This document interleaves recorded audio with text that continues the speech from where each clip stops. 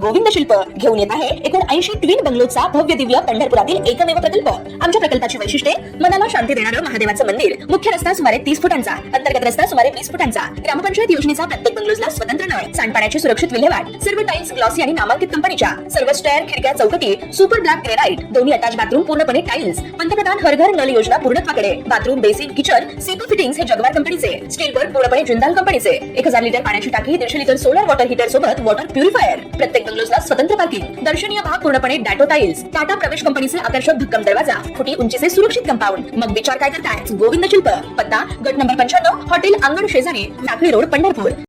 ताज्या घडामोडी पाहण्यासाठी आमच्या YouTube चॅनलवरील PVR म्हणजेच पंढरी वार्ता या न्यूजला सबस्क्राइब करा आणि शेजारील बेल आयकॉनवर क्लिक करा।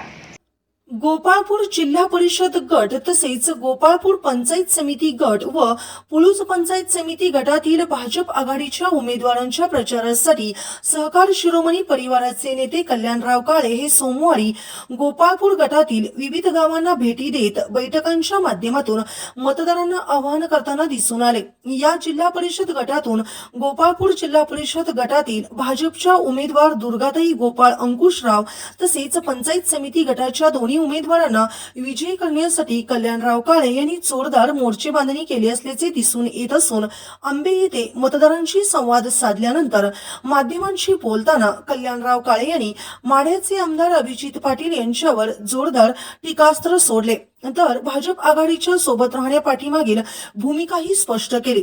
पहा काय म्हणाले चेअरमन कल्याणराव काळे। स्वर्गीय सुधाकर पंत परिचारक असतील, स्वर्गीय भारत बालके असतील, यांच्या काळामध्ये विचारांची लढाई विचाराने झाली, पण आता नगरपालिकेला परिचारक घराणं, आता जिल्हा परिषदला काळे घराणं, या घराण्यांना टार्गेट केलं जाते। काय सांगाल साहेब? 100% चांगला मुद्दा आहे। या पंढरपूर तालुक्याला एक वारसा आदरणीय औदुंबर अण्णा पाटील असतील, आदरणीय सुधाकर पंत परिचारक साहेब असतील आणि आदरणीय सहकारशून आदरणीय दादा असतील आणि आदरणीय या तालुक्याचे भारतनाना आमदार असतील। आज या टायमाला या लोक एक वेगळ्या विचाराची लोक होते, यांचे गट तट होते, पक्ष वेगळे होते, एकमेकाच्या विरोधात लढत होते, पण एवढ्या खालच्या पातळीवर कोण जात नव्हतं, कारण त्यांनी विकासाचं काम आतापर्यंत त्यांनी एक वेगळा आदर्श आमच्या डोळ्यासमोर सगळ्यांसमोर ठेवलेला आहे। कारण या तिन्ही चौघांच्या नेते मंडळीच्या माध्यमातून खऱ्या अर्थानं तालुक्याची जडणघडण चांगल्या सिंहाचा वाटा ह्या नेते मंडळीचा आहे आणि ह्या लोकांनी आम्ही त्यांचा विचार घेऊन पुढे चाललो आहे। आम्हाला तेच तालुक्याचा विकास, ग्रामीण भागाचा विकासच करण्यासाठी आम्ही पुढे आलेलो आहे। आता जर कार्यकर्त्याला जर विश्वासात घेऊन चालत नसेल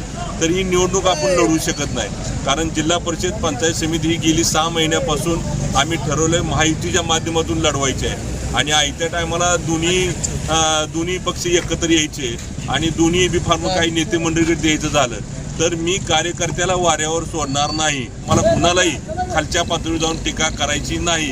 आम्हाला विकासाचं काम आम्हाला करून दाखवायचं आहे, तालुक्याचा विकास करत आपल्याला जायचं आहे। ग्रामीण भागातल्या सर्व घटकांपर्यंत त्या माध्यमातून निधी मिळाला पाहिजे, हा उद्देश आमच्या डोळ्यासमोर आहे आणि त्या पद्धतीने आम्ही चाललो आहे। विकासाचं राजकारण तुम्ही करताय, विचारांची लढाई विचाराने लढताय, संयमी भूमिका ठेवून तुम्ही प्रचारामध्ये उतरलाय, पण विनाकारण त्या ठिकाणी टार्गेट केलं जाते, त्याबद्दल काय सांगा?